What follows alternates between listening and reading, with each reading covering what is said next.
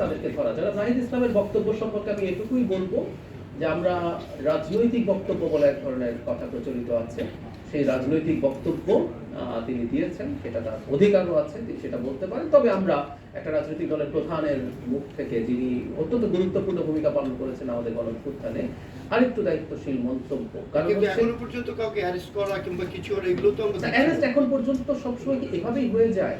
সরকার তদন্ত করবে এবং তদন্ত মাত্র ঘটনাতে আমরা 24 ঘন্টা যায়নি, সবসময় যে খুব দ্রুত কাজটা করে ফেলা যাবে তা না। সরকার অবশ্যই অ্যারেস্ট করার জন্য সর্বোচ্চ চেষ্টা করছে এবং দ্রুতই আমরা আশা করি করবে। একটা প্রসেস আছে, তদন্ত আছে, নানান রকম ভাবে সেই চেষ্টা হবে। সরকার করছে না কিনা সেটা দেখার ব্যাপার আছে। যখন কোনো ঘটনা ঘটে যাওয়ার সাথে সাথে সরকার এটা করেছে, এই ধরনের অভিযোগ, এটা উনি বলতে পারেন যে এটা হয়েছে কেন। একটা রাষ্ট্র বা সরকার সর্বোচ্চ চেষ্টা করার পরও কখনো কোনো অঘটন ঘটতে পারে।